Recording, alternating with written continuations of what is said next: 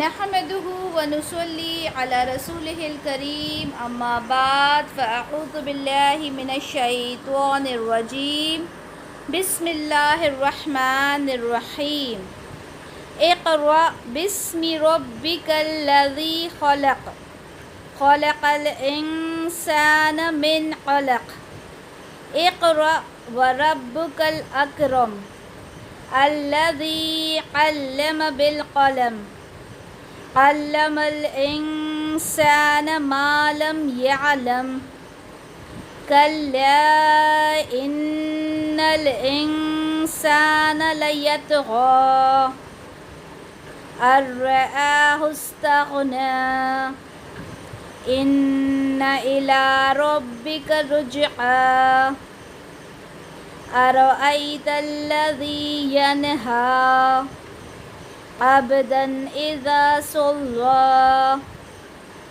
أرأيت إن كان على الهدى أو أمر بالتقوى أرأيت إن كذب وتولى ألم يعلم بأن الله يرى كلا لئن لم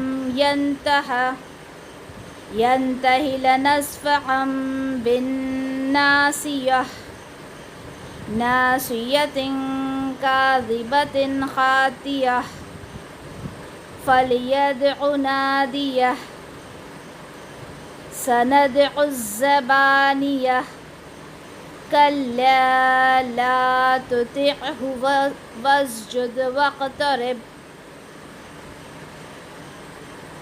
رب اشرح لي صدري ويسر لي أمري واحلل عقدة من لساني يفقهوا قولي ربي زدني علما۔ انشاءاللہ آج ہم سورہ علق کی تفسیر کا آغاز کریں گے اور یہ کم سے کم 2 سے 3 لیکچرز مجھے لگتا ہے اس میں ہمارے ہو جائیں گے، اور یہ بہت ہی امپورٹنٹ ایک سورہ ہے کیونکہ یہ سب سے پہلی وحی ہے، وحی کا آغاز ہی اس سورہ سے ہوا۔ ٹھیک ہے، وحی آپ سب سمجھتے ہیں جو جبرائیل علیہ السلام کے تھرو رسول اللہ صلی اللہ علیہ وسلم تک جو بھی پیغام پہنچے، ٹھیک ہے، وہ وحی تھے۔ کبھی رسول اللہ صلی اللہ علیہ وسلم کو خواب میں کوئی چیز دکھ جاتی تھی جو صبح اٹھتے تھے تو وہ سچ ثابت ہو جاتی تھی۔ پھر ان کو کبھی الہام ہوتا تھا، الہام یعنی انہیں لگتا تھا کہ ہاں یہ چیز ہونی ہے۔ پھر اس طرح سے جبرائیل علیہ السلام آئے، ٹھیک ہے، اور وہ اللہ کا پیغام لے کر آتے تھے، جیسے ہم نے بہت اچھے سے سورہ قدر میں پڑھا کہ جو لوح محفوظ ہے وہاں سے تو پورا کا پورا قرآن جو تھا وہ جو دنیا والا آسمان ہے وہاں پہ آ کے محفوظ ہو کے رکھ دیا گیا تھا۔ وہاں سے جبرائیل علیہ السلام جیسی ضرورت ہوتی تھی تو رسول اللہ صلی اللہ علیہ وسلم کے پاس لے کر جاتے تھے اور اسی کو وحی کہا جاتا تھا۔ تو سب سے پہلی وحی، ظاہر سی بات ہے کبھی نہ کبھی اس کا آغاز ہوا۔ رسول اللہ صلی اللہ علیہ وسلم جب 40 سال کی عمر کو پہنچے تو نبوت کا سلسلہ شروع ہوا، انہیں نبی بنایا گیا، ٹھیک ہے۔ اسی لیے کہا جاتا ہے کہ 40 سال کی عمر کو جب انسان پہنچ جاتا ہے تو وہ میچیور ہو جاتا ہے، ٹھیک ہے، اتنا میچیور ہو جاتا ہے کہ چیزوں کو سمجھنے لگتا ہے، اور یہ ایک بالکل بہترین عمر تھی، جبکہ رسول اللہ صلی اللہ علیہ وسلم ہمیشہ سے ہی ایک امین تھے، ٹھیک ہے، صاف دل انسان تھے، رشتہ داروں کی مدد کیا کرتے تھے، مسکینوں کی مدد کیا کرتے تھے، لیکن 40 سال کی عمر ایک پرفیکٹ عمر اللہ کو محسوس ہوئی کہ اللہ تعالیٰ نے وحی کا آغاز کیا۔ اور اس سورہ کی جو 5 آیات ہیں، پوری سورہ نازل نہیں ہوئی تھی وحی میں، اس کی ابتدائی جو 5 آیات ہیں وہ نازل ہوئی تھی پہلی وحی میں، ٹھیک ہے۔ اس کے بعد آیت نمبر 6 سے لے کے آیت نمبر 19 تک وہ آیات بعد میں نازل ہوئی تھی، ٹھیک ہے۔ وہ آیات ابھی ہم پڑھیں گے، تفسیر پہ میں بتاتی ہوں انشاءاللہ۔ تو یہ سب سے پہلی وحی ہے۔ تو یہاں پر ہم پڑھتے ہیں کہ پہلا تو میں نے حصہ آپ کو بتایا کہ پہلی آیات پر مشتمل ہے۔ دوسرا حصہ جو ہے وہ جب نازل ہوا، جب رسول اللہ صلی اللہ علیہ وسلم حرم میں عبادت کر رہے تھے، نماز پڑھ رہے تھے، سجدہ کر رہے تھے، اور کس طرح سے پھر ابو جہل نے ان کو اذیت پہنچانے کی کوشش کی، اور پھر یہ باقی کی آیات نازل ہوئی۔ انشاءاللہ وہ ہم آگے چل کر پڑھتے ہیں۔ اچھا، سب سے پہلے ہم یہ دیکھیں کہ پہلی وحی کا آغاز کیسے ہوا۔ رسول اللہ صلی اللہ علیہ وسلم پر وحی کا ابتدائی دور اچھے اور سچے پاکیزہ خوابوں سے شروع ہوا۔ سب سے پہلے آپ کو اچھے خواب دکھتے تھے، آپ خواب میں جو کچھ دیکھتے وہ صبح کی روشنی میں بالکل سچے ثابت ہو جاتے۔ پھر آپ اس کے بعد تنہائی پسند ہو گئے، آپ کو اکیلا رہنا زیادہ پسند آنے لگا، اللہ کی عبادت میں آپ مشغول ہو گئے۔ ٹھیک ہے، میں نے پہلے بھی آپ لوگوں کو بتایا تھا کہ یہ لوگ جو تھے، جو قریش تھے، وہ اللہ کو جانتے تو تھے کہ اللہ ہے۔ جب ہم نے ابرہہ نے جب حملہ کیا تھا بیت اللہ پر، جب بھی میں نے آپ کو یہ بات بتائی تھی کہ وہ اسے بیت اللہ ہی کہا کرتے تھے، یعنی اللہ کا گھر، اللہ کو وہ مانتے تھے۔ ٹھیک ہے، تو یہاں پر اللہ کے جو رسول ہیں انہوں نے کیا کیا، ان کو تنہائی پسند آنے لگی، اور آپ غار حرا میں خلوت نشینی اختیار کر لی، یعنی آپ اکیلے جا کے غار حرا میں رہتے تھے۔ کئی دن کئی رات آپ وہیں پر عبادت کرتے۔ ٹھیک ہے، ان کو جیسی عبادت سمجھ میں آتی تھی، اللہ سے دعائیں کرتے ہوں گے، ٹھیک ہے، اور اللہ فکروں میں ذکر میں مشغول رہتے۔ اچھا، جب تک آپ کا آنے کو دل نہ چاہتا تو توشہ وغیرہ لے کے، یعنی جو بھی کھانے پینے کو سامان چاہیے ہوتا وہ لے جاتے اور غار حرا میں ہی رہتے۔ جب توشہ ختم ہو جاتا، توشہ یعنی جو بھی ان کی ریکوائرمنٹس تھیں، جب وہ ختم ہو جاتی تو اپنی اہلیہ محترمہ حضرت خدیجہ رضی اللہ عنہ کے پاس تشریف لاتے، کچھ توشہ لیتے اور پھر وہاں جا کر رہنے لگتے۔ اچھا، یہاں پر میں آپ کو بتا دوں کہ حضرت خدیجہ رضی اللہ عنہ کا بھی بہت بڑا رول ہے اس میں۔ ٹھیک ہے، رسول اللہ صلی اللہ علیہ وسلم کی سب سے محبوب بیوی جو تھیں وہ حضرت خدیجہ رضی اللہ عنہ تھیں۔ آپ جب تک حیات رہیں رسول اللہ صلی اللہ علیہ وسلم نے دوسرا نکاح نہیں کیا، آپ کی وفات کے بعد جتنے بھی نکاح ہوئے وہ ہوئے۔ ٹھیک ہے، اب دیکھیں، آپ کو تنہائی پسند تھی، آپ غار حرا میں جاتے، وہاں پر آپ اللہ کی یاد میں مشغول ہو جاتے، جب توشہ ختم ہو جاتا آپ گھر آتے، اپنی اہلیہ سے مانگتے، وہ دے دیتی، آپ چلے جاتے۔ یہاں انہوں نے پوری طرح سے اپنے ہسبینڈ کو سپورٹ کیا، یہ نہیں کہ آپ کہاں جا رہے ہو، کیوں جا رہے ہو، جس طرح سے آج بھی یہ ہوتا ہے کہ اگر کوئی شوہر عبادت والا ہے، عبادت میں اپنا وقت گزارنا چاہتا ہے تو عورتیں انہیں روکتی ہیں۔ سیم وے اگر کوئی عورت عبادت گزار ہے، عبادت میں اپنا زیادہ وقت صرف کرنا چاہتی ہے تو آدمی اسے ٹوکتا ہے۔ ٹھیک ہے، بلکہ چاہیے تو یہ کہ دونوں مل کر عبادت کریں یا ایک دوسرے کا ساتھ دیں۔ تو یہاں سے کیا پتہ چلا ہمیں کہ رسول اللہ صلی اللہ علیہ وسلم جب بھی ان کا توشہ ختم ہو جاتا آپ گھر آتے، حضرت خدیجہ رضی اللہ عنہ ان کو وہ دیتی جو بھی ان کی ضرورت ہوتی اور آپ پھر چلے جاتے۔ اب ایک دن کیا ہوا کہ آپ غار حرا میں ہی تھے کہ اچانک حضرت جبرائیل علیہ السلام آپ کے پاس آئے اور کہنے لگے کہ اے محمد پڑھو۔ اچھا، یہ انسانی شکل میں آئے تھے، ٹھیک ہے، کیونکہ اگر فرشتے کی شکل میں آتے تو آپ ڈر جاتے۔ ٹھیک ہے، پہلے بار میں ہی ڈر جاتے، انشاءاللہ وہاں پہ بھی ہم آئیں گے آگے چل کر۔ تو کہنے لگے کہ اے محمد پڑھو۔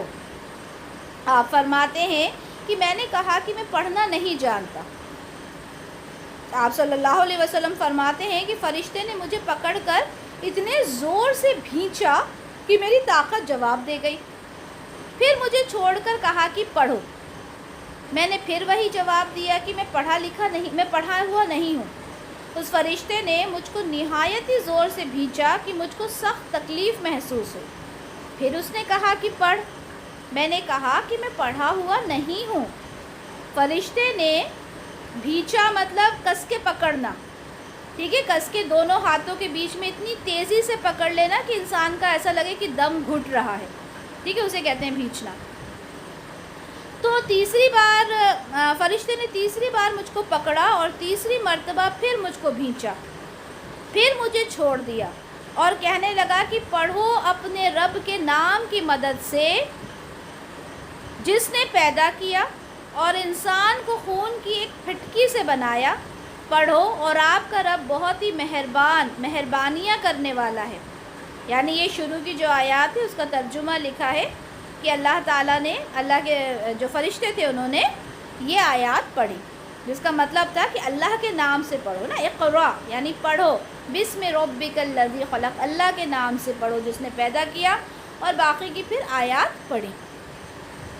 یہی وہ آیاتیں ہیں جو جبرائیل علیہ السلام سے آپ صلی اللہ علیہ وسلم نے سنی، اور اس حال میں غار حرا سے آپ واپس ہوئے کہ آپ کا دل اس انوکھے واقعے سے کانپ رہا تھا. رسول اللہ صلی اللہ علیہ وسلم پر جب بھی وحی کا آغاز ہوتا تو حضرت عائشہ رضی اللہ عنہ بتاتی ہیں کہ آپ سخت سردی کے موسم میں بھی آپ کے جسم سے پسینہ بہنے لگتا تھا. یعنی وہ وحی کی کیفیت ایسی ہوتی تھی کہ آپ بڑے زیادہ سخت بے چین ہو جاتے تھے. ظاہر سی بات ہے، قرآن کے بارے میں تو یہ آتا ہے نا کہ قرآن اگر کسی پہاڑ پہ نازل ہوتا تو وہ پہاڑ کے ٹکڑے ٹکڑے ہو جاتے، تو یعنی اس کی تو اتنی امپورٹنس ہے. تو جب وہ وحی آتی ہوگی تو رسول اللہ کی کیفیت کیا ہوتی ہوگی ہم امیجن بھی نہیں کر سکتے. ٹھیک ہے، تو جب آپ کے اوپر پہلی وحی آئی، ابھی تو آپ ایک نارمل انسان تھے، آپ کچھ نہیں جانتے تھے، فرشتہ نہیں جانتے تھے، آپ اللہ کے بارے میں زیادہ کچھ نہیں جانتے تھے. اب آپ بڑے پریشان ہوئے اور آپ اسی حالت میں غار حرا سے واپس ہوئے، اور آپ بڑے پریشانی میں حضرت خدیجہ رضی اللہ عنہ کے پاس آئے اور کہا کہ مجھے کمبل اڑا دو. لوگوں نے آپ کو کمبل اڑا دیا، جو غلام وغیرہ بھی موجود ہوں گے انہوں نے کمبل اڑا دیا. اب تھوڑا جب آپ کا ڈر گیا تو آپ نے حضرت خدیجہ رضی اللہ عنہ سے کہا کہ میرے ساتھ یہ سب کچھ ہوا، اور کہا کہ اب تو مجھے اپنی جان کا خوف ہو رہا ہے، مطلب مجھے ڈر ہے کہ اب میرے ساتھ کیا ہوگا. بہت زیادہ ڈر گئے تھے. تو حضرت خدیجہ رضی اللہ عنہ نے آپ کو تھوڑی ہمت دلوائی. اب آپ دیکھیں یہاں پہ بیوی کا کردار آپ دیکھیں بار بار کہ وہ کتنی اچھی، ان کی جو بیوی تھی وہ اپنے شوہر کو کتنے اچھے سے پہچانتی تھیں. ان کو ذرا ہمت بندھوائی اور کہا کہ آپ کا خیال صحیح نہیں ہے، اللہ کی قسم آپ کو اللہ کبھی رسوا نہیں کرے گا. آپ تو اخلاق فاضلہ کے مالک ہیں، یعنی آپ کا اخلاق اتنا اچھا ہے. آپ تو کنبہ پرور ہیں، یعنی آپ رشتہ داریوں کو نبھانے والے ہیں. آپ بے کسوں کا بوجھ اپنے سر پر رکھ لیتے ہیں، یعنی کوئی پریشان حال ہوتا ہے، کوئی مشکل ہوتی ہے کسی کی تو اس کا بوجھ بھی آپ خود لے لیتے ہیں. مفلسوں کے لیے آپ کماتے ہیں، یعنی آپ جو بھی کماتے ہیں وہ غریبوں کو، مفلسوں کو دے دیا کرتے ہیں. مہمان نوازی میں آپ بے مثال ہیں، یعنی آپ مہمان نوازی بہت اچھے سے کرتے ہیں. اور مشکل وقت میں آپ امر حق کا ساتھ دیتے ہیں، یعنی جب کوئی مشکل وقت آتا ہے تو آپ صحیح کا ساتھ دیتے ہیں. تو یعنی یہ ساری کوالٹیز رسول اللہ صلی اللہ علیہ وسلم میں نبوت آنے سے پہلے ہی تھی. تو ایسے اوصاف اور حسن والا انسان یوں بے وقت ذلت اور خواری کی موت نہیں پا سکتا. انہوں نے کہا جس کے اندر اتنی اچھی چیزیں ہوں اسے کبھی بھی ذلت کی موت نہیں آ سکتی. اچھا، اتنا تو انہوں نے سمجھا دیا. اب انہوں نے کہا کہ چلے میں آپ کو ایک انسان کے پاس لے چلتی ہوں جن کا نام ورقہ بن نوفل ہے، ان کے پاس لے کے چلتی ہوں. وہ ان کے چچا زاد بھائی تھے، کزن تھے، اور جب نصرانی مذہب انہوں نے اختیار کیا تھا. اچھا، یہ بھی میں آپ لوگوں کو پہلے ہی بتا چکی ہوں، یہودی وہ تھے جو موسیٰ علیہ السلام کو مانتے تھے، رائٹ. موسیٰ علیہ السلام کے بعد کے جو لوگ تھے پھر وہ عیسیٰ علیہ السلام کو ماننے لگے جب عیسیٰ علیہ السلام آئے. لیکن یہ جو قریش تھے، جو اسماعیل علیہ السلام کی شاخ تھی، اس شاخ میں کوئی بھی نبی نہیں آیا تھا. نہ ان کے پاس کوئی کتاب آئی تھی، نہ ان کے پاس کوئی نبی آیا تھا. یہ سب گمراہی میں جی رہے تھے. ٹھیک ہے، اسی لیے اسے امی قوم کہا جاتا ہے، یعنی ان پڑھ. ان پڑھ سے مراد کیا ہے کہ ان کے پاس کوئی بھی اللہ کی طرف سے تعلیم نہیں آئی تھی. تو اب ان کے جو کزن تھے ورقہ بن نوفل، انہوں نے کیا کیا، انہوں نے نصرانی یعنی کرسچینٹی کو اختیار کر لیا تھا. اور عبرانی زبان کے یہ کاتب تھے، عبرانی زبان میں آپ لکھا کرتے تھے. اور انجیل کو آپ کیا کرتے تھے، عبرانی زبان میں آپ اس کو لکھا کرتے تھے. جو انجیل کا ترجمہ کیا کرتے تھے عبرانی زبان میں. وہ بہت بوڑھے ہو گئے تھے، یہاں تک کہ ان کی بینائی بھی رخصت ہو چکی تھی، یعنی آنکھوں سے انہیں دکھنا بند ہو گیا تھا. اب حضرت خدیجہ رضی اللہ عنہا نے ان کے سامنے آپ کے حالات بیان کیے اور کہا کہ یہ چچا زاد بھائی اپنے بھتیجے کی زبانی ذرا ان کی کیفیت سن لیجئے۔ انہوں نے کہا کہ اب آپ ان کی بات سنیں کہ ان کے ساتھ کیا کچھ ہوا۔ تو وہ بولے کہ بھتیجے آپ نے جو کچھ دیکھا اس کی تفصیل سناؤ۔ انہوں نے پوچھا کہ مجھے بتاؤ کیا ہوا آپ کے ساتھ۔ تو رسول اللہ صلی اللہ علیہ وسلم نے جو کچھ تھا ایز اٹ از پورا واقعہ سنا دیا۔ اب جب یہ ساری باتیں سنی تو ورقہ بن نوفل بے اختیار ہو کر بول اٹھے کہ ارے یہ تو وہی ناموس یعنی وہی معزز رازداں فرشتہ ہے جسے اللہ نے حضرت موسیٰ علیہ السلام پر وحی دے کر بھیجا تھا، کیونکہ وہ انجیل جو تھی وہ لکھ رہے تھے، ٹھیک ہے، تو ان کو پوری اس کی نالج تھی۔ انہوں نے کہا رہے یہ تو وہی فرشتہ ہے جو موسیٰ علیہ السلام کے پاس آتا تھا وحی لے کر، اور کاش میں آپ کے اس عہد نبوت کے شروع ہونے پر جوان عمر ہوتا۔ اب وہ سمجھ گئے کہ یہ کوئی عام انسان نہیں ہے بلکہ یہ اللہ کے بھیجے ہوئے رسول ہیں، تبھی تو جبرائیل علیہ السلام ان کے پاس آئے، وہ سمجھ گئے کہ یہ جبرائیل علیہ السلام ہے۔ اور انہوں نے کہا کاش کہ میں اس وقت جوان ہوتا، کیونکہ ابھی بہت بزرگ ہو چکے تھے، کاش میں آپ کے اس عہد نبوت کے شروع ہونے پر جوان ہوتا، کاش میں اس وقت تک زندہ رہتا جب آپ کی قوم آپ کو اس شہر سے نکال دے گی۔ اب دیکھیں آپ نے کیا کہا، جب آپ کی قوم آپ کو اس شہر سے نکالے گی کاش میں اس وقت بھی جوان ہوتا، مطلب اس وقت بھی حیات رہوں، زندہ رہتا۔ تو رسول اللہ صلی اللہ علیہ وسلم نے بڑے تعجب ہوئے اور انہوں نے کہا کیا میری قوم کے لوگ مجھے نکال دیں گے؟ حالانکہ میں تو ان میں صادق ہوں، امین ہوں، مقبول ہوں، لوگ مجھے پسند کرتے ہیں، تو کیا میرے ہی اپنے لوگ مجھے یہاں سے نکال دیں گے؟ ورقہ بن نوفل بولے کہ ہاں یہ سب کچھ سچ ہے، مگر جو شخص بھی آپ کی طرح امر حق لے کر آیا لوگ اس کے دشمن ہو گئے، یعنی جو بھی اللہ کا پیغام لے کر آیا لوگ اس کے دشمن ہو ہی جاتے ہیں، پہلے بھی ایسا ہی ہوا اور آپ کے ساتھ بھی ایسا ہوگا۔ اگر مجھے آپ کی نبوت کا وہ زمانہ مل جائے تو میں آپ کی پوری مدد کروں گا، یعنی انہوں نے یہ بات جتا دی کہ اگر آپ وہ زمانہ لے کر آئے جب آپ کو نبی بنایا جائے گا تو میں آپ کی پوری طرح سے پیروی کروں گا۔ پھر کچھ عرصہ ہی گزرا تھا کہ آپ کا انتقال ہو گیا، کچھ وقت کے بعد آپ کا انتقال ہو گیا، تو انہوں نے یہ ساری بات رسول اللہ صلی اللہ علیہ وسلم کو بتا دی۔ اسی طرح سے ہم دیکھتے ہیں سورہ حج کی آیت نمبر 75 میں ہے کہ اللہ چن لیتا ہے اپنے پیغامبر فرشتوں میں سے بھی اور انسانوں میں سے بھی، یقیناً اللہ سب کچھ سننے والا اور دیکھنے والا ہے۔ اللہ تعالیٰ اپنے فرشتوں میں سے بھی اللہ تعالیٰ نے اس میں سردار چنا کس کو؟ جبرائیل علیہ السلام کو، اور انسانوں میں سے اللہ تعالیٰ نے سردار چنا کس کو؟ رسول اللہ صلی اللہ علیہ وسلم کو، تمام انبیاء کے آپ سردار ہیں، ٹھیک ہے۔ تو یہاں پر اللہ تعالیٰ نے اس آیت میں کیا بتایا سورہ حج کی آیت نمبر 75 میں کہ اللہ تعالیٰ کو جسے بھی چننا ہوتا ہے اللہ تعالیٰ چن لیتا ہے۔ اللہ تعالیٰ نے فرشتوں میں سے جبرائیل علیہ السلام کو اور انسانوں میں سے رسول اللہ صلی اللہ علیہ وسلم کو چن لیا۔ جبرائیل علیہ السلام کے بارے میں سورہ نجم میں آیا ہے کہ یہ وحی ہے جو اس پر نازل کی جاتی ہے، یعنی رسول اللہ صلی اللہ علیہ وسلم پر وحی نازل کی جاتی ہے، اسے زبردست قوت والے نے تعلیم دی ہے، قوت والا ہے سو وہ سیدھا کھڑا ہو گیا۔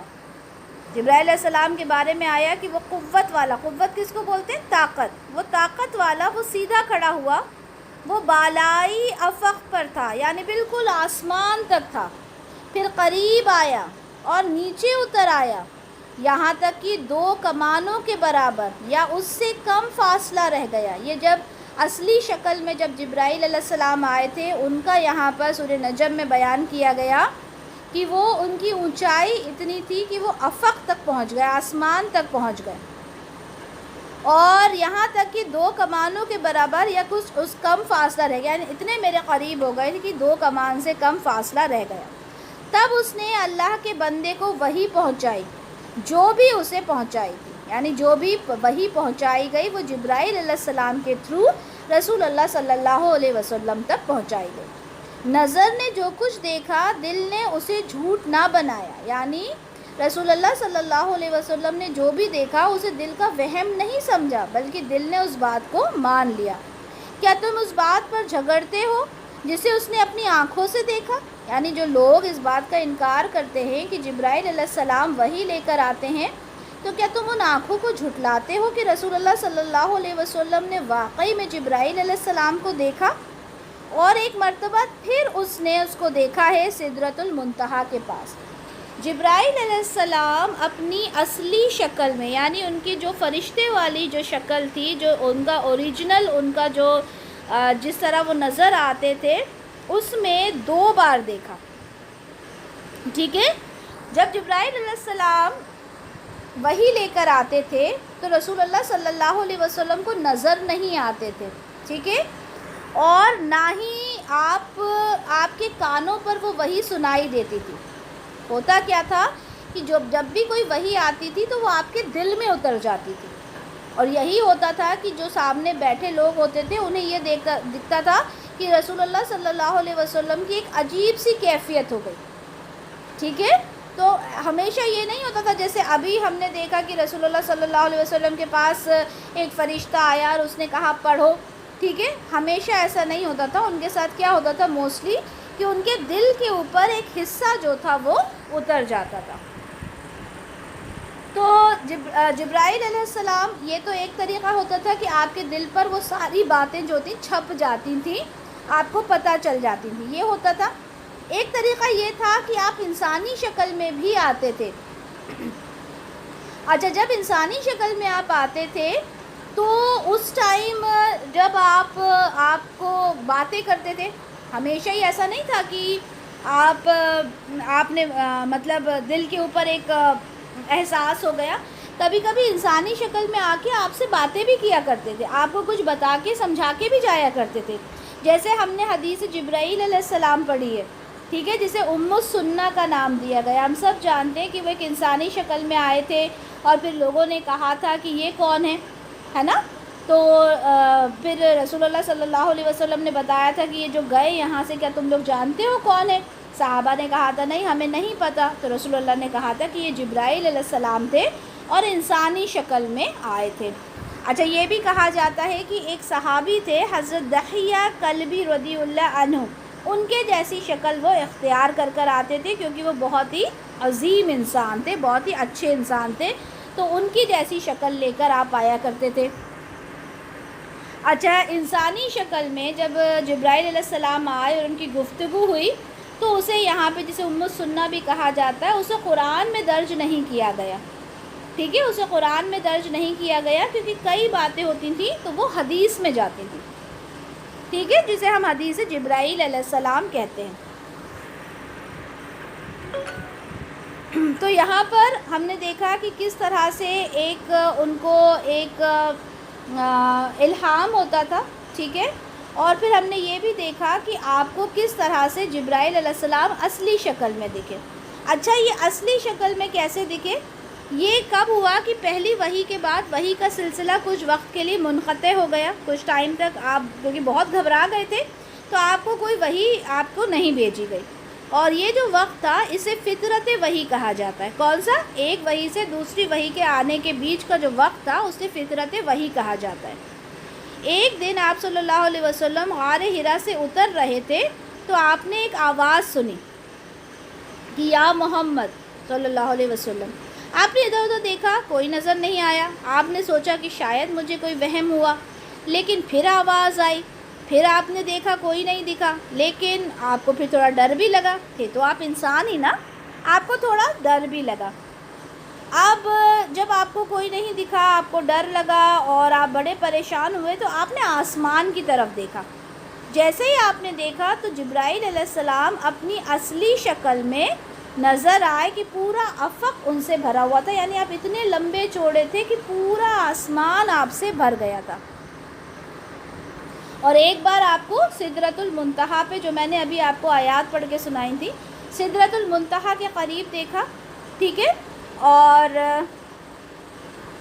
ہوا کیا سدرۃ المنتہا پہ جب آپ معراج آپ کو ہوئی، ٹھیک ہے، جبرائیل علیہ السلام کے ساتھ آپ اللہ سے ملاقات کے لیے گئے تھے۔ اچھا، یہاں پر میں ایک بات بتا دوں کہ اللہ سے ملاقات کے لیے رسول اللہ صلی اللہ علیہ وسلم گئے تھے لیکن وہاں پر آپ ان سے روبرو نہیں ہوئے تھے، ٹھیک ہے، کیونکہ کسی انسانی شکل نے آپ کو کبھی نہیں دیکھا۔ اللہ تعالیٰ کیسے ہیں، کیا ہے، وہ کیسا نور ہے، کوئی نہیں جانتا۔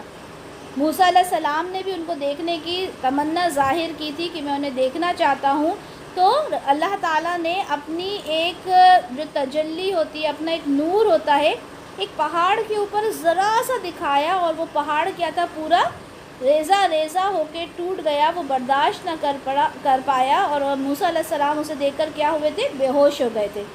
اسی طرح سے رسول اللہ صلی اللہ علیہ وسلم وہ سدرۃ المنتہا جو بالکل آخری حد تھی، وہاں پر پہنچے تھے، اور وہاں سے آپ کی ان سے بات ہوئی تھی۔ تو جبرائیل علیہ السلام جب رسول اللہ صلی اللہ علیہ وسلم کو سفر معراج پر لے کر آئے، تو وہاں آئے تو انسانی شکل میں تھے، اور آپ کو ایک سواری تھی، اس پر لے کر گئے جسے براق کہا جاتا ہے۔ لیکن جب آپ 7ویں آسمان پر سدرۃ المنتہا کے پاس پہنچے، تو وہاں حضرت جبرائیل علیہ السلام اصلی ملکوتی شکل میں ظاہر ہوئے۔ اس مقام پر انہوں نے آگے جانے سے معذرت کرتے ہوئے کہا کہ اگر میں یہاں آگے جاؤں گا تو میرے پر جو ہیں وہ جل جائیں گے۔ اچھا، جو فرشتے ہوتے ہیں ان کے پر ہوتے ہیں، ٹھیک ہے، ایک حدیث میں آتا ہے کہ ان کے 600 سے زیادہ پر تھے۔ تو انہوں نے کہا کہ یہ بس میری حد ہے، میں اس سے آگے نہیں جا سکتا، اگر میں اس سے آگے جاؤں گا تو میرے پر جو ہیں وہ جل جائیں گے۔ تو یہاں پر دیکھیں کہ اگر یہ سوال ہوتا ہے کہ یہ کیا ہے، یہ قرآن کیا ہے، تو یہ اللہ کا کلام ہے۔ اللہ کا کلام کس نے سنا؟ اللہ کا کلام جبرائیل علیہ السلام نے سنا۔ جبرائیل علیہ السلام سے کس نے سنا؟ جبرائیل علیہ السلام سے رسول اللہ صلی اللہ علیہ وسلم نے سنا۔ پھر یہ سوال آتا ہے، کیا ان کی ملاقات کی تصدیق ملتی ہے ہمیں کہیں پر کہ بھائی وہ تو الہام ہوتا تھا، کیا اس کی تصدیق ملتی ہے؟ ہاں، ہمیں 2 مرتبہ اس کی تصدیق قرآن سے ملتی ہے کہ جب وہاں پر وہ باقاعدہ روبرو ان سے ہوئے تھے، ایک تو جب غار حرا میں جب سیکنڈ وحی ان کو آئی تھی تب، اور ایک سدرۃ المنتہا کے وقت۔ اسی طرح سنن ترمذی کی حدیث ہے 3277۔ تو کسی نے سورہ نجم، جو میں نے ابھی آپ کو باتیں بتائیں کہ سدرۃ المنتہا کے قریب آپ دکھے اور افق پہ چھائے ہوئے تھے، تو کسی نے اس کی تفسیر پوچھی، تو رسول اللہ صلی اللہ علیہ وسلم نے کہا کہ جبرائیل کو دیکھا اور ان کے 600 پر تھے۔ جبرائیل علیہ السلام کو دیکھا اور ان کے 600 پر تھے۔ اسی طرح مشکات المصابیح کی ایک حدیث ہے 5865 کہ رسول اللہ صلی اللہ علیہ وسلم فرماتے ہیں کہ جب انہیں معراج کرائی گئی تو سدرۃ المنتہا تک لے جایا گیا، اور جب وہ پہنچے آسمان پر تو زمین سے اوپر جانے والی ہر چیز کی حد سدرۃ المنتہا پہ ہی تھی، یعنی زمین سے جو بھی چیز آسمان پر پہنچتی ہے، آسمان سے زمین پہ جاتی، مطلب وہ ایک حد تھی سدرۃ المنتہا۔ اسی مقام سے احکامات لیے جاتے، اور اوپر سے جو حکم آتا وہ یہیں آ کر رکتا، یعنی اللہ کی طرف سے جو بھی حکم آتا، جو بھی احکام آتے تھے، وہ سدرۃ المنتہا پہ آ کے رک جاتے، اور وہاں سے احکام لے کر آگے جو فرشتے تھے وہ چلے جاتے۔ اللہ کے رسول فرماتے ہیں کہ جس چیز نے سدرہ کو ڈھانکا تھا اس نے اسے ڈھانپ رکھا تھا، یعنی وہ ایک جو بھی نور تھا اس نے اس جو سدرۃ المنتہا وہ ایک جو بھی ہے وہ وہاں پہ اس کو ڈھانپ رکھا تھا۔ ابن مسعود رضی اللہ عنہ نے بیان کیا کہ اس سے مراد یہ ہے کہ وہ سونے کے پروانے اور پتنگے تھے، جس چیز نے بھی اس کو ڈھانپ رکھا تھا، تو ابن مسعود رضی اللہ عنہ کہتے ہیں کہ وہ سونے کے پروانے تھے، پتنگے تھے۔ ہوتا ہے نا کہ کسی کے پاس وہ جو لائٹ کے جو پتنگے ہوتے ہیں، روشنی جل رہی ہوتی ہے، اس کے آس پاس منڈرانے لگتے ہیں، تو وہ سونے کے پروانے تھے اور پتنگے تھے۔ تو جب وہاں پہ سدرۃ المنتہا وہاں پر پہنچے تھے، تو وہاں پر اللہ تعالیٰ نے رسول اللہ صلی اللہ علیہ وسلم کو کیا بخشا تھا؟ 5 وقت کی نماز، سورہ بقرہ کی آخری آیات، اور ان سے یہ بھی کہا تھا کہ جو بھی انسان شرک نہیں کرے گا، کبیرہ گناہ نہیں کرے گا تو اسے بخش دیا جائے گا، ٹھیک ہے۔ کبیرہ گناہ کے بارے میں بتا دوں کہ انسان سے اگر کبیرہ گناہ ہو جائے اور وہ توبہ کر لے تو اللہ تعالیٰ اس کی توبہ کو قبول فرماتے ہیں، اور توبہ کرنے والا ایسا ہو جاتا ہے جیسے کہ اس نے گناہ کیا ہی نہیں، لیکن یہ سارے کام اسے اپنی زندگی میں کرنا ہے، ٹھیک ہے، مرنے کے وقت موت کا فرشتہ دیکھ کر اگر وہ سوچے کہ میں اب توبہ کر لوں اور میں جنت میں چلا جاؤں گا، تو ایسا ہرگز نہیں ہوگا. ٹھیک ہے، توبہ کیا ہوتی ہے؟ سچے دل سے توبہ کرنا. انسان جب سچے دل سے اللہ سے توبہ کرتا ہے تو انشاءاللہ اللہ اس کی توبہ کو قبول کر لیتے ہیں. تو جب رسول اللہ صلی اللہ علیہ وسلم سدرۃ المنتہا پہنچے تھے، انشاءاللہ جب ہم یہاں ان آیات پر آئیں گے تو پھر اس کی اور ڈیٹیل ہم پڑھیں گے انشاءاللہ. تو یہاں پر میں اتنا بتا دیتی ہوں کہ سدرۃ المنتہا جب رسول اللہ صلی اللہ علیہ وسلم پہنچے تو ان کو یہ چیزیں عطا کی گئی تھیں، 5 نمازیں، سورۃ البقرہ کی آخری آیات، اور یہ کہ اللہ تعالیٰ اس انسان کو بخش دیں گے جو کبیرہ گناہ نہیں کرے گا اور شرک نہیں کرے گا. اچھا، ایک اور حدیث دیکھتے ہیں جس میں رسول اللہ صلی اللہ علیہ وسلم نزول قرآن کے وقت بہت سختی محسوس فرمایا کرتے تھے. ٹھیک ہے، بڑی مشکل آپ کو ہوتی تھی، اور اس کی علامتوں میں سے ایک یہ تھی کہ یاد کرنے کے لیے آپ اپنے ہونٹوں کو ہلاتے تھے. یعنی جیسے جیسے انہیں وحی سنائی دیتی تھی یا محسوس ہوتی تھی، جو بھی وہ عالم ہوتا تھا، تو کیا ہوتا تھا کہ آپ اپنے ہونٹوں کو ہلاتے تھے. یعنی جو بھی حدیث، جیسے بسم اللہ الرحمن الرحیم اگر وحی میں آیا تو آپ بھی جلدی جلدی بسم اللہ پڑھنا شروع کر دیتے تھے. ٹھیک ہے، تو ابن عباس رضی اللہ عنہما نے کہا کہ میں اپنے ہونٹ ہلاتا ہوں جس طرح آپ ہلاتے تھے. سعید رضی اللہ عنہ کہتے ہیں میں بھی اپنے ہونٹ ہلاتا ہوں جس طرح ابن عباس رضی اللہ عنہ کو میں نے ہلاتے دیکھا، پھر انہوں نے اپنے ہونٹ ہلائے. یعنی اس طرح سے وہ تیزی تیزی میں ہونٹوں کو ہلایا کرتے تھے تاکہ وحی کو وہ ریپیٹ کر سکیں. ہم بھی کیا ہوتا ہے، ہمیں کوئی چیز یاد کرنا ہوتی ہے تو ہم اسے ریپیٹ کرتے ہیں، اسی طرح سے رسول اللہ بھی ریپیٹ کیا کرتے تھے. تو سورہ قیامہ کی آیت اتری 16 اور 17 جس میں اللہ نے فرمایا کہ اے محمد، قرآن کو جلدی جلدی یاد کرنے کے لیے اپنی زبان نہ ہلاؤ، اس کا جمع کر دینا اور پڑھا دینا ہمارے ذمے ہے. یہاں پہ اللہ تعالیٰ نے کیا کہا کہ آپ اتنی مشقت نہ کریں، آپ بس سنیے. جب وہی آپ کے پاس آتی ہے آپ اس کو بس مطلب اس پہ توجہ دیجیے. ٹھیک ہے، اس کا جمع کر دینا یعنی آپ کے دل پہ جمع دینا، اور اس کا پڑھا دینا یعنی آپ اسے پڑھ لیں گے، یہ سب ہمارے ذمے ہیں. اور دیکھیں کس طرح سے رسول اللہ صلی اللہ علیہ وسلم کو جو بھی وحی آتی تھی وہ ورڈ ٹو ورڈ یاد ہوتی تھی، زیر زبر کی کوئی غلطی نہیں ہوتی تھی. کیونکہ ہم جانتے ہیں کہ زیر اور زبر کی غلطی سے کیا ہوتا ہے، پورا کا پورا معنی جو ہے وہ چینج ہو جاتا ہے. اچھا، حضرت ابن عباس رضی اللہ عنہ کہتے ہیں کہ قرآن آپ صلی اللہ علیہ وسلم کے دل میں جمع دینا اور پڑھا دینا اللہ نے کہا کہ ہمارے ذمے ہے.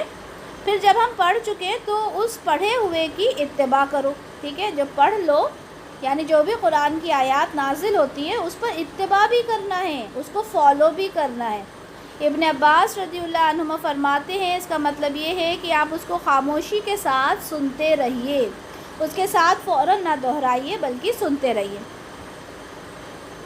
اس کے بعد کیا کرنا ہے اس کا مطلب سمجھا دینا اللہ تعالیٰ کہتے ہیں ہمارے ذمہ داری ہے. اس کے بعد جب بھی آپ صلی اللہ علیہ وسلم کے پاس حضرت جبرائیل علیہ السلام وحی لے کر آتے تو آپ توجہ سے سنتے. جب وہ چلے جاتے تو رسول اللہ اس وحی کو اسی طرح پڑھتے جس طرح حضرت جبرائیل علیہ السلام اسے پڑھ کر گئے تھے. یعنی جس طرح سے جبرائیل علیہ السلام کی آواز رسول اللہ نے سنی تھی، سیم اسی انداز میں آپ اسے پڑھ لیا کرتے تھے، کیونکہ اللہ تعالیٰ ان کو حفظ کروا دیا کرتے تھے پوری طرح سے. تو یہ تو ہو گیا پہلے حصے کے بارے میں. دوسرا حصہ جو ہوا وہ تھا 6 سے لے کے آخری آیت تک. تو جب رسول اللہ صلی اللہ علیہ وسلم حرم میں نماز پڑھنا جب آپ نے شروع کی تو ابو جہل نے آپ کو دھمکیاں دیں اور آپ کو روکنے کی کوشش کی.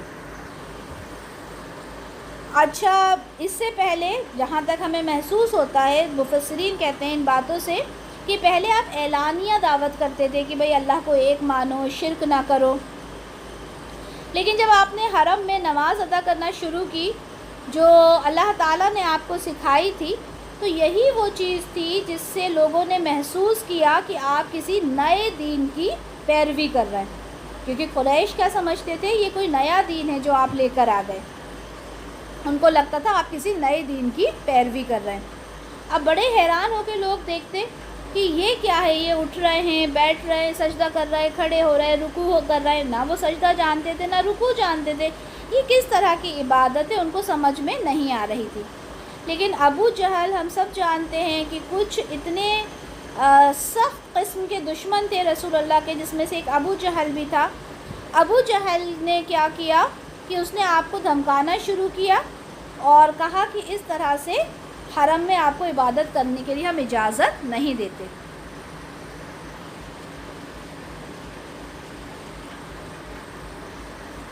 اس میں حدیث بھی ہے جس میں اس بارے میں ہمیں پتہ چلتا ہے، سیدنا ابو ہریرہ رضی اللہ عنہ سے مروی ہے کہ ابو جہل نے کہا کیا تمہارے درمیان محمد سجدہ کرتے ہیں؟ لوگوں سے پوچھا محمد صلی اللہ علیہ وسلم کے بارے میں، کیا تمہارے درمیان وہ آ کے سجدہ کرتے ہیں؟ کسی نے کہا کہ ہاں۔ تو ابو جہل نے کہا لات اور عزیٰ کی قسم، اب اگر میں نے اس کو ایسا کرتے ہوئے دیکھا تو اس کی گردن رون دوں گا۔ معاذ اللہ، اس نے کہا میں اس کی مطلب رسول اللہ کی گردن رون دوں گا یا اس کے چہرے کو مٹی میں لت پت کر دوں گا۔ بس ادھر رسول اللہ صلی اللہ علیہ وسلم نماز پڑھنے کے لیے تشریف لے آئے، ادھر سے آپ صلی اللہ علیہ وسلم کی گردن کو روننے کے لیے ابو جہل بھی چل پڑا، لیکن اچانک اس نے ایڑیوں کے بل ہٹنا شروع کر دیا، یعنی وہ اپنے آپ ہی پیچھے ہوتا گیا اور اپنے ہاتھوں کے ذریعے اپنا بچاؤ کر رہا تھا، یعنی ایسا لگا تھا جیسے کوئی چیز اس کو دھکا دے رہی ہو اور وہ پیچھے ہوتا جا رہا تھا۔ لوگوں نے کہا کہ تجھے کیا ہوا؟ اس نے کہا میرے اور آپ صلی اللہ علیہ وسلم کے درمیان آگ کی ایک خندق کس کو بولتے ہیں؟ بڑی سارے گڈھے کو، کھائی کو، ایک بڑی ساری خندق اور ہولناکی یعنی بہت ہی خوفناک چیز، اور پر تھے، پر ظاہر سی بات ہے فرشتوں کے ہوں گے، تو کہا ایک خندق تھی، ایک ہولناکی تھی اور بہت سارے پر نظر آ رہے تھے۔ رسول اللہ صلی اللہ علیہ وسلم نے فرمایا اگر وہ میرے قریب آ جاتا تو فرشتے اس کے ایک ایک اعضاء کو اچک لیتے، یعنی ایک ایک اس کی جو بھی اس کا جسم تھا پورا وہ اچک لیتے، اس کو ختم کر دیتے فرشتے۔ تو اسی وقت یہ جو آیات ہیں، آیت نمبر 9 سے لے کے آیت نمبر 16 تک وہ نازل ہوئی، جس میں اللہ تعالیٰ فرماتے ہیں ہرگز نہیں، یقیناً انسان سرکشی کرتا ہے جب وہ اپنے آپ کو غنی دیکھتا ہے، یعنی جب انسان اپنے آپ کو غنی دیکھتا ہے تو وہ یعنی طاقتور دیکھتا ہے تو وہ سرکشی کرتا ہے، یقیناً اس کا پلٹنا آپ کے رب کی طرف ہے۔ ہر انسان کو، ہر سرکش انسان کو اللہ کی طرف ہی پلٹنا ہے۔ کیا آپ نے اس شخص کو دیکھا جو ایک بندے کو روکتا ہے؟ یعنی ابو جہل کے بارے میں اللہ تعالیٰ فرما رہا ہے کہ آپ نے اس کو دیکھا جو ایک بندے کو روکتا ہے جب وہ نماز پڑھتا ہے؟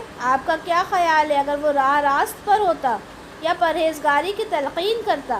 آپ کا کیا خیال ہے اگر جھٹلاتا اور منہ موڑتا؟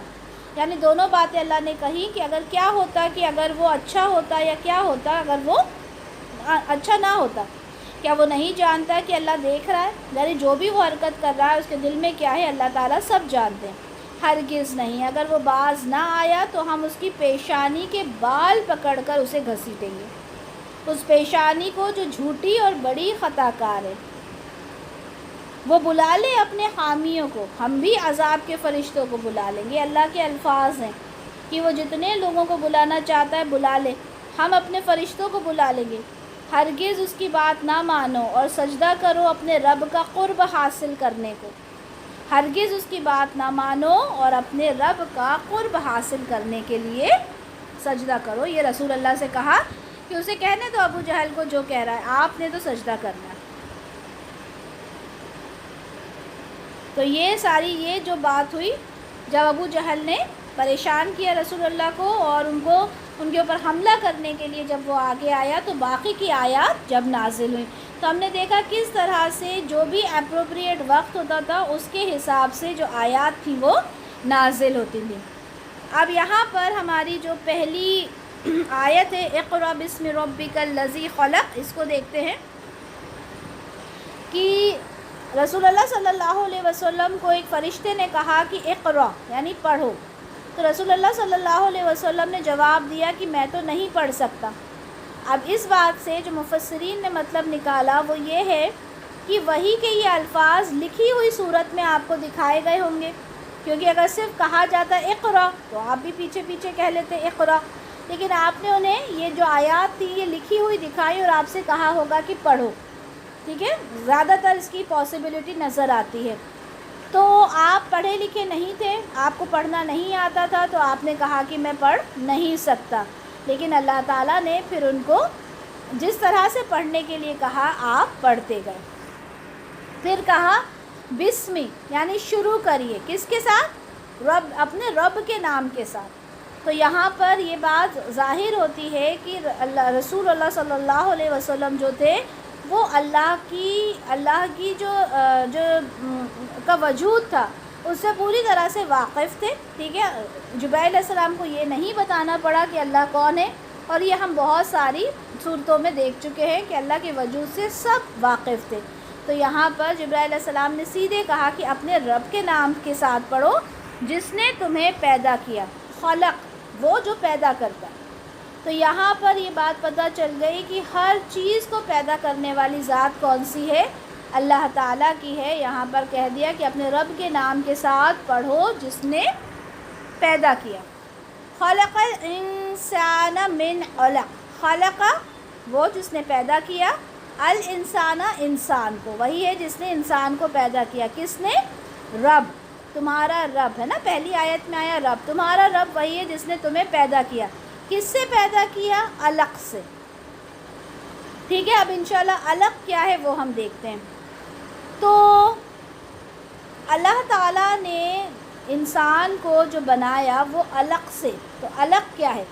علق ہے علقہ، ٹھیک ہے، علق جمع ہے علقہ کی، جس کے معنی ہوتے ہیں جمع ہوا خون، ٹھیک ہے۔ جب پریگننسی ریویل ہوتی ہے، ٹھیک ہے، تو کیا ہوتا ہے کہ اس میں کچھ وقت کے لیے یہ ہوتا ہے کہ ایک گوشت کی شکل ہوتی ہے، ٹھیک ہے، ایک جمع ہوا خون ہوتا ہے، پھر وہ گوشت کی شکل بنتا ہے، پھر آگے صورت کا سلسلہ ہوتا ہے۔ تو یہاں پر ہم دیکھتے ہیں کہ جو سائنس پڑھتے ہیں جس میں ایمبریولوجی وغیرہ ہوتی ہے، اس میں بتایا گیا کہ جو فرٹیلائزڈ اووم ہوتا ہے اس کے جو ابتدائی مرحلہ ہوتا ہے، یعنی جو فرسٹ سٹیج ہوتی ہے، اس میں کیا ہوتا ہے، رحم جو یوٹرس ہوتا ہے اس کی دیوار کے اندر یہ جمع ہوا ہوتا ہے خون، ٹھیک ہے، اور پھر اس کے بعد وہ تھوڑا سا نکل کے باہر آتا ہے، بلجڈ آؤٹ ہوتا ہے، اور دیوار کے ساتھ جونک سمجھتے ہیں، ایک کیڑا ہوتا ہے جو آپ کے جسم پہ جب چپک جاتا ہے، ٹھیک ہے، تو وہ جسم پہ اس جونک کی طرح سے چپکا ہوا ہوتا ہے، جسم مطلب یوٹرس پہ، ٹھیک ہے، یہی ہے جو علقہ ہے۔ سب سے پہلے علقہ کی ہی شکل ہوتی ہے، ٹھیک ہے، یعنی جب بچہ پیدا ہوتا ہے تو وہ جمے ہوئے خون کی طرح ہوتا ہے، اور وہ رحم یعنی یوٹرس، ٹھیک ہے، یہ آپ لوگ سمجھا کریں کہ رحم اردو میں یوٹرس کو بولتے ہیں، تو وہ رحم کی دیوار میں چپک جاتا ہے، جونک کی طرح چپکا ہوتا ہے۔ جس طرح سے سورہ حج میں اللہ تعالیٰ فرماتے ہیں کہ لوگوں، اگر تمہیں زندگی کے بعد موت کے بارے میں کچھ شک ہے تو تمہیں معلوم ہو کہ ہم نے تم کو مٹی سے پیدا کیا، پھر نطفے سے پیدا کیا، پھر خون کے لوتھڑے سے پیدا کیا، پھر گوشت کی بوٹی سے پیدا کیا، جو شکل والی بھی ہوتی ہے اور بے شکل بھی۔ اب دیکھیں اللہ تعالیٰ نے کیا فرمایا کہ سب سے پہلے تو ہم نے تمہیں مٹی سے پیدا کیا۔ اب سب سے پہلے یہاں پہ سوال آیا کہ مٹی سے کیسے پیدا کیا؟ کیا مطلب ہم آدم علیہ السلام کو مٹی سے پیدا کیا تھا؟ کیا وہ اسی چیز کو لے کے اللہ چل رہے ہیں کہ مٹی سے پیدا کیا، یا کیا اس کا مطلب ہے؟ تو ایک مطلب تو آبویسلی آدم علیہ السلام بھی مٹی سے ہی بنائے گئے تھے، ٹھیک ہے، لیکن یہاں پر ایک مطلب مٹی سے پیدا کرنے کا اور ہے، وہ یہ ہے کہ دیکھیں ایک عورت اور ایک آدمی کی وجود میں آنے سے کیا ہوتا ہے، ایک بچے کی پیدائش ہوتی ہے، ٹھیک ہے۔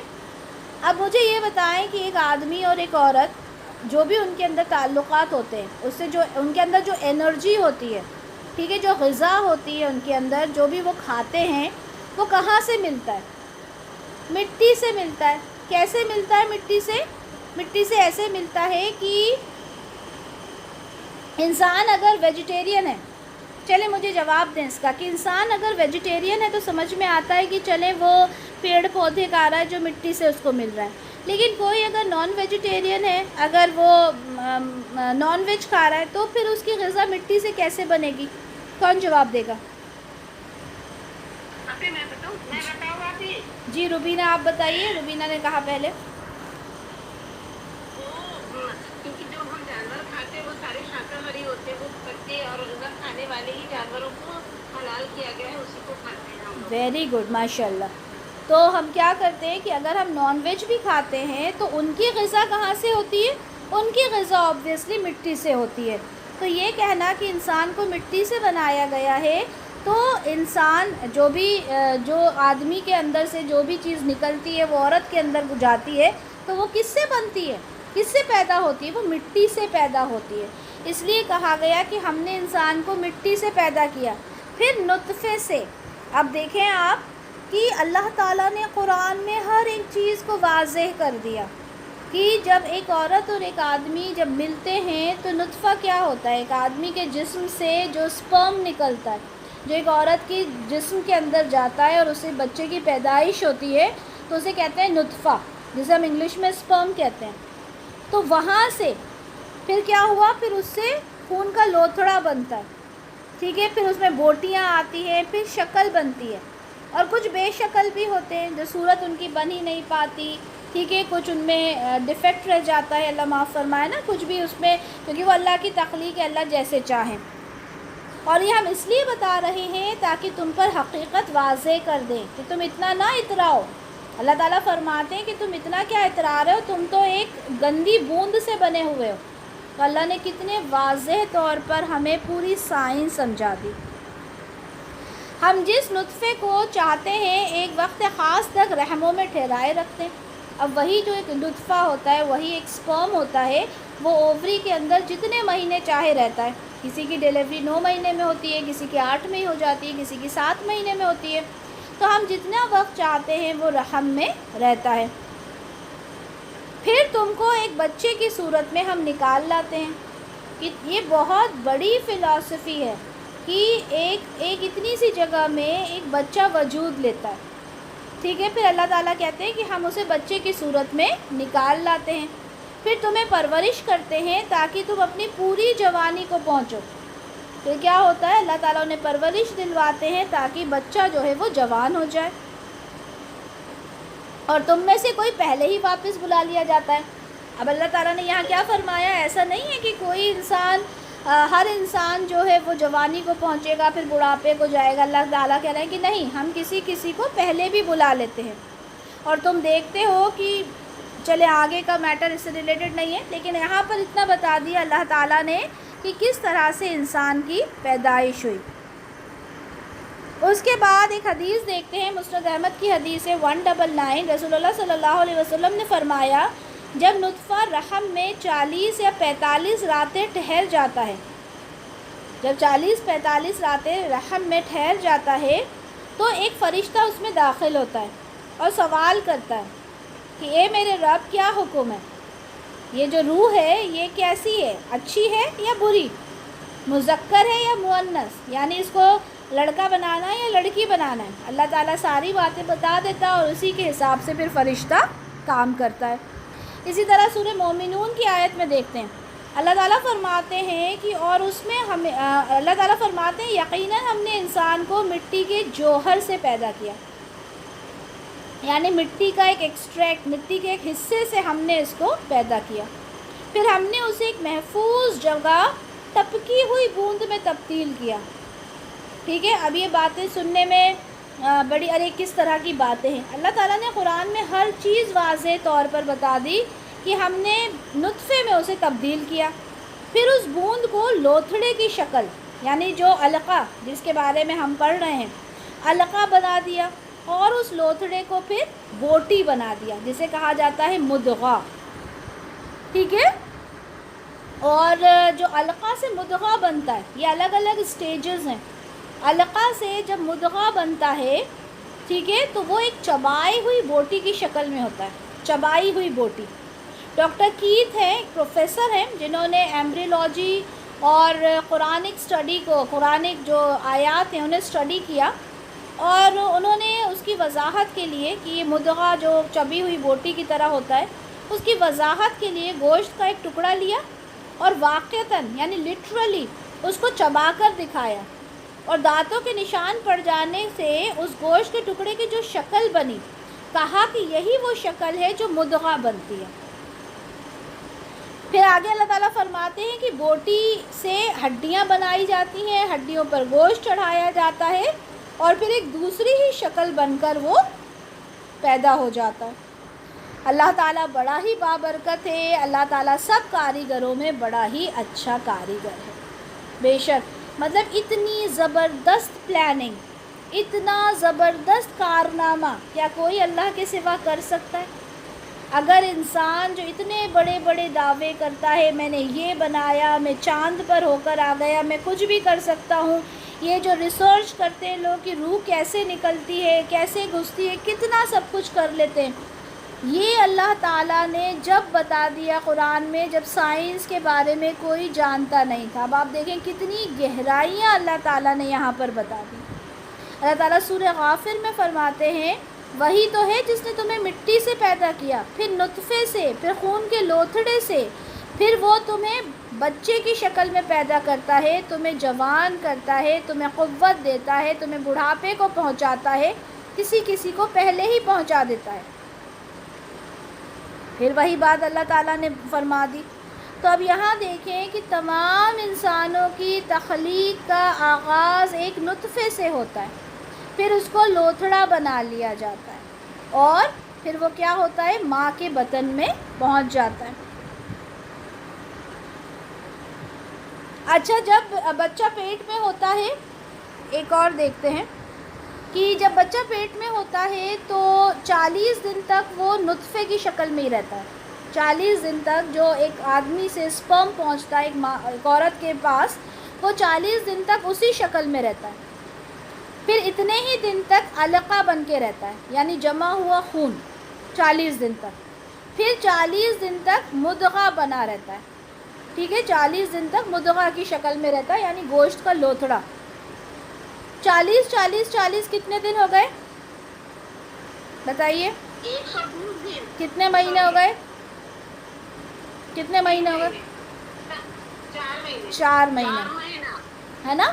تو اب آپ مجھے یہ بتائیے کہ سب سے پہلی جو الٹرا ساؤنڈ کروائی جاتی ہے ایک عورت کی، وہ کب کروائی جاتی ہے؟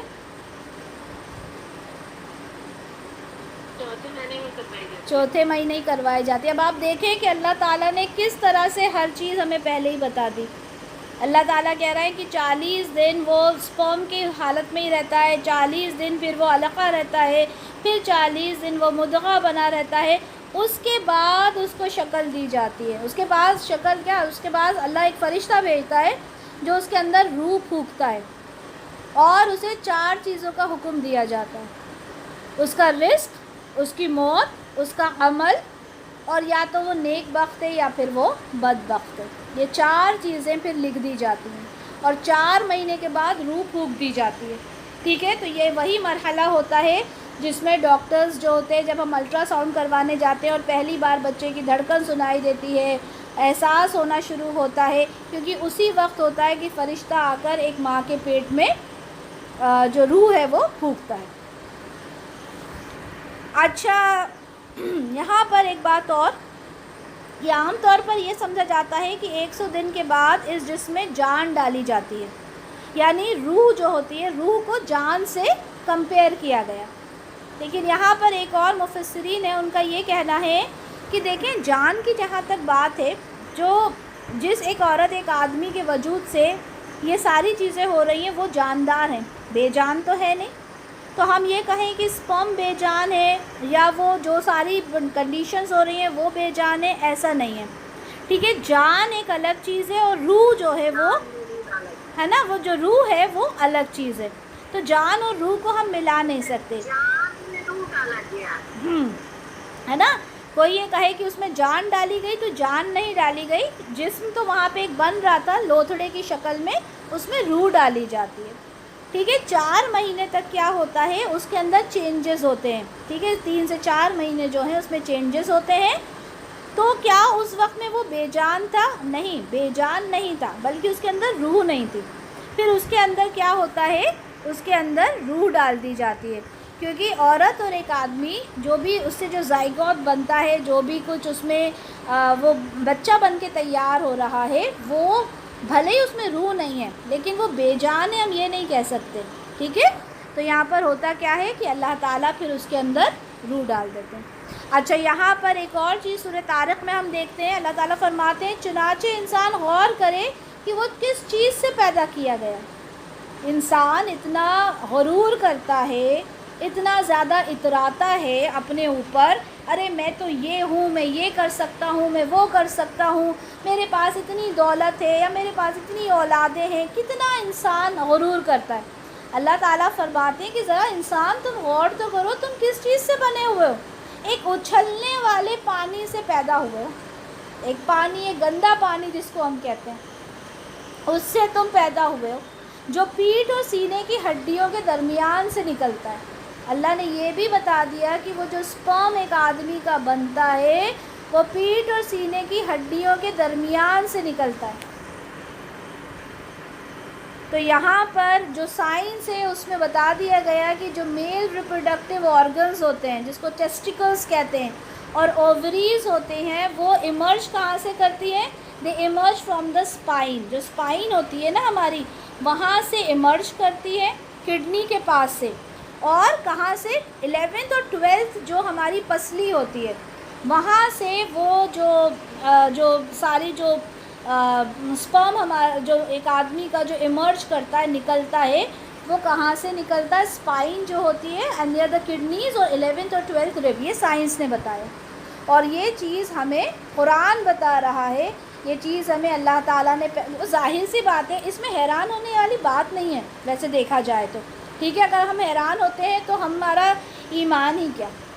حیران انہیں ہونا چاہیے جو اسلام کو نہیں جانتے، کیونکہ ہم تو اللہ کو جانتے ہیں، ہمیں تو پتہ ہے کہ اللہ نے ہمیں بنایا، ہم جانتے ہیں کہ پوری تخلیق اللہ کی ہوئی ہے، ہم جانتے ہیں ہمارے اندر جو روح ہے وہ اللہ کی طرف سے ڈالی ہوئی ہے، ہم جانتے ہیں کہ ہمارا پورا طریقہ کار، ہم کیسے وجود میں آئیں گے، اللہ جانتا ہے کس کو بیٹیاں ہوں گی، اللہ جانتا ہے کس کو بیٹے ہوں گے، اللہ جانتا ہے کس کو کتنی اولاد ہوں گی، اللہ جانتا ہے کس کی زندگی کے اندر کیا کچھ ہونا ہے۔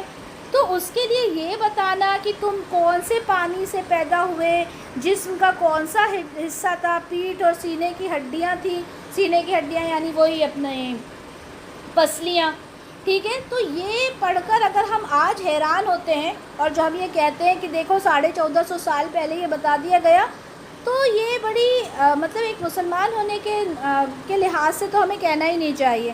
کیوں؟ کیونکہ اللہ تعالیٰ یہ 1450 سال پہلے کی بات نہیں ہے، بلکہ یہ تو اللہ تعالیٰ نے جب دنیا بنائی، جب آدم علیہ السلام کو بنایا، تو پورا سسٹم ان کے اندر ان بلٹ کیا ہوا تھا، ہے نا؟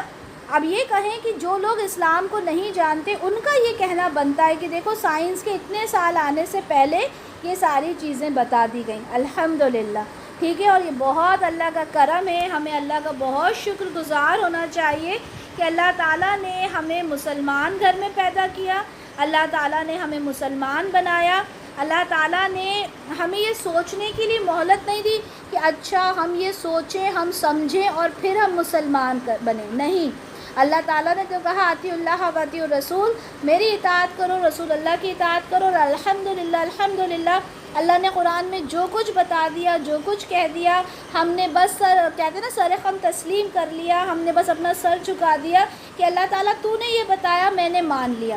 جو اس کتاب کے اوپر غور و فکر کرتے ہیں نا، اسلام اینڈ سائنس، دیکھو اسلام میں یہ چیز تھی، سائنس بھی یہ بتا رہا ہے، اسے ہمیں پڑھنا چاہیے تاکہ ہم کسی نان مسلم کو یہ بتا سکیں کہ دیکھو ہمارا اسلام یہ سب کچھ بتا دیتا ہے۔ اپنے لیے تو ہمیں پڑھنے کی ضرورت ہی نہیں ہے، کیونکہ الحمدللہ الحمدللہ ہم تو بنا کچھ سوچے سمجھے بالکل اللہ پہ یقین لے کر آئے ہیں کہ اللہ تعالیٰ تو نے جو کچھ کہا، تو نے جو بتایا، میں اس کے اوپر ایمان لے کر آتی ہوں پوری طرح سے، اس کے اوپر میرا کبھی کیوں کیا نہیں ہوگا۔ کبھی آپ نے یہ بھی نہیں سوچنا چاہیے کہ اللہ تعالیٰ نے تقدیر تو پہلے لکھ دی، اللہ تعالیٰ نے میرا حساب کتاب تو پہلے لکھ دیا، اب میں کیوں عمل کروں، اللہ نے تو سب کچھ لکھا ہے میرے بارے میں، مجھے کیا ضرورت ہے کرنے کی۔ نہیں بھائی، اللہ تعالیٰ نے اس قرآن میں کہا کہ نیک عمل کرو، صالح عمل کرو، اللہ تعالیٰ نے کہا بیوی کے حقوق دو، اللہ نے کہا کہ میاں کے حقوق ادا کرو، والدین کے ساتھ نافرمانی نہ کرو، حسن سلوک کرو، یہ ساری چیزیں اللہ نے بتائی۔ اگر اللہ کا یہ حساب ہوتا کہ میں نے لکھ دیا بات ختم، تو پھر ہمیں کیا ضرورت تھی کہ ہم اتنا قرآن کو پڑھتے اور سمجھتے۔ تو ہمیں ہر وہ عمل کرنا ہے جو اللہ نے ہمیں بتا دیا انشاءاللہ تعالی۔ بارک اللہ لی و لکم فی القرآن الکریم ونفعنی و ایاکم بما فیہ من الآیات والذکر الحکیم۔ سبحانک اللہم و بحمدک، اشہد ان لا الہ الا انت، استغفرک و اتوب الیک۔ جزاک اللہ خیرا کثیرا و حسن الدنیا والآخرہ۔ السلام علیکم ورحمۃ اللہ وبرکاتہ۔